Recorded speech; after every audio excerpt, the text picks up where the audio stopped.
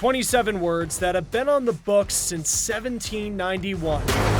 It's a right that's been highly debated in America. The Second Amendment is often the center of controversy and arguments.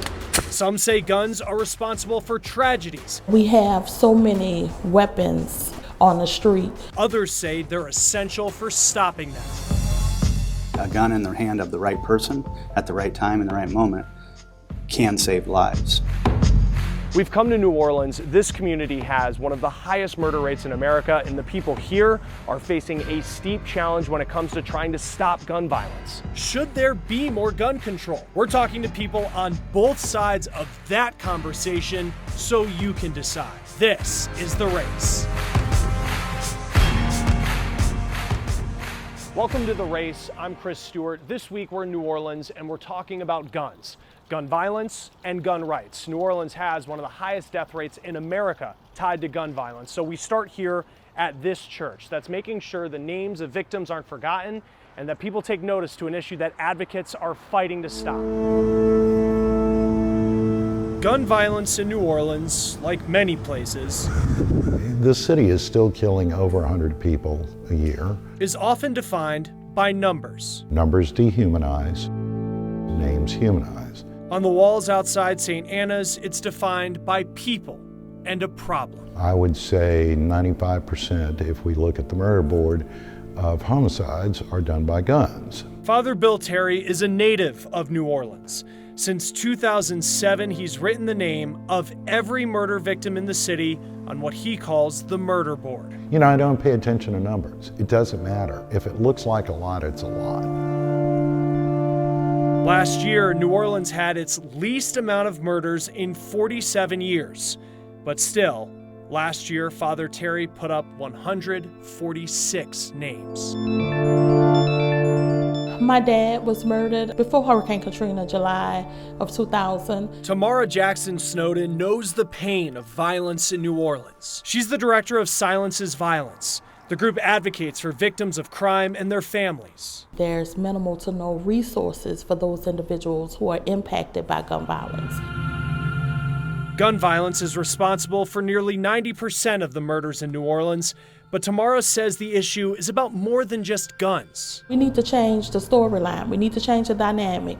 Poverty is an issue, education is an issue, and until we address those things, we can continue to be in the situations in which we are. And while Father Terry says it's not about the numbers, the fact his church ran out of room on the walls outside with more than 2,000 names speaks volumes. As Americans, as human beings, to see young people murdered is a very emotional thing. And that's why this priest is praying the conversation changes. Where it's a zero-sum game. You're either for guns or you're against guns. And neither route is going to be terribly successful in this country.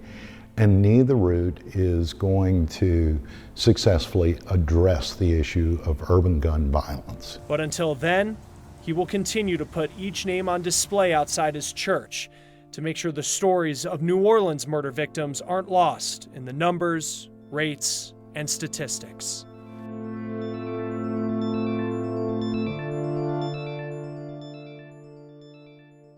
Now, when you think of gun violence, you might think of places like here in New Orleans or Chicago, but the truth is it happens all across America.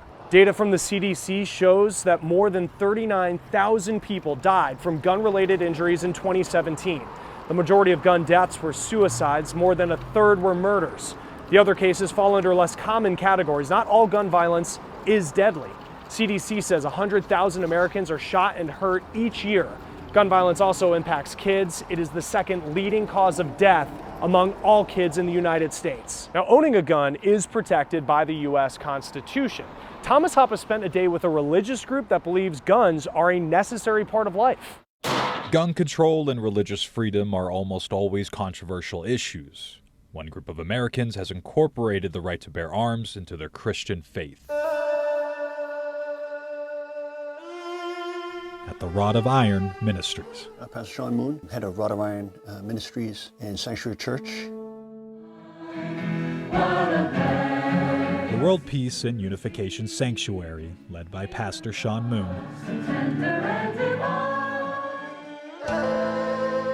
We started the ministry here in Pennsylvania after my father passed in 2013 is when we began doing ministry out of the basement of my brother's house. Moon's brother, Justin, is at his side and is the owner of Car Arms. Well, I think the right to bear arms is important for most people in the world who have come from areas which have been ravaged by oppressive governments. They are the sons of late Reverend Sun Myung Moon, a Korean self-proclaimed messiah, an accused cult leader, and founder of the International Unification Movement. My father was basically in a communist concentration camp for three years. War-torn Korea, and he was from the north.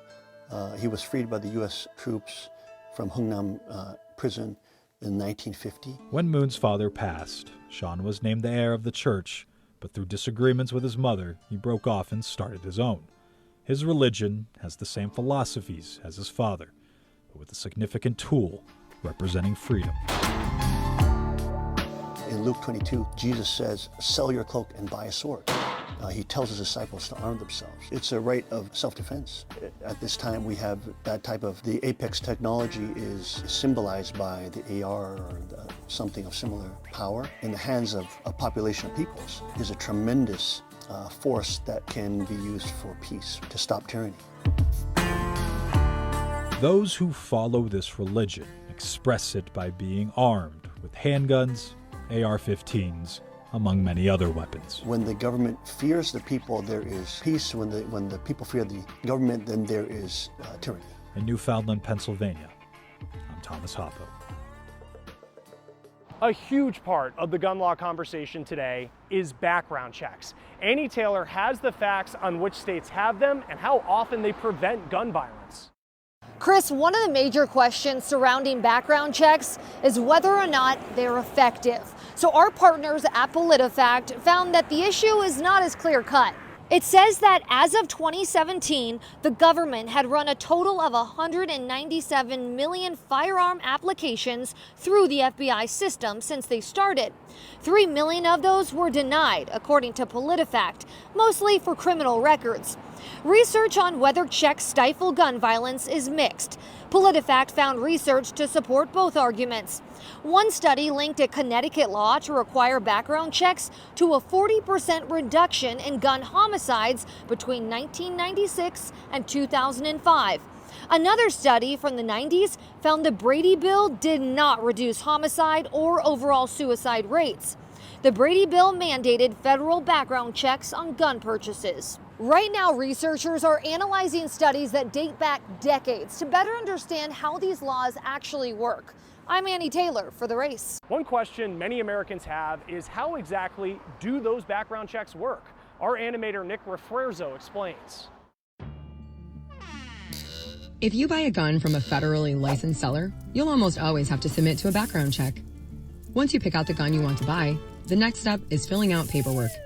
It'll ask for the usual: name, address, birthday. But it'll also ask about criminal history, substance use, and mental health. A quick note: lying on the application is a felony. Once the application is filled out, the gun seller submits it to the National Instant Criminal Background Check System, or NICS. It scans 3 databases for information and usually gives an answer within minutes. Approved means the seller can move ahead. Canceled or denied would stop a potential sale. But the result could also be delayed. That means the FBI has 3 days to further investigate before giving an answer.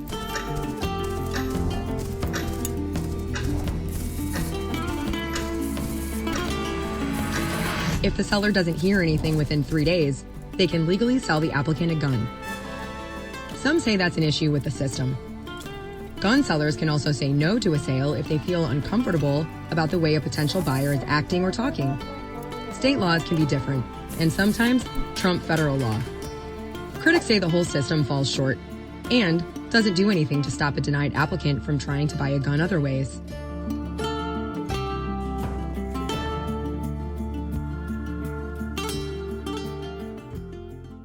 What are red flag laws and would they help reduce gun violence? When The Race continues.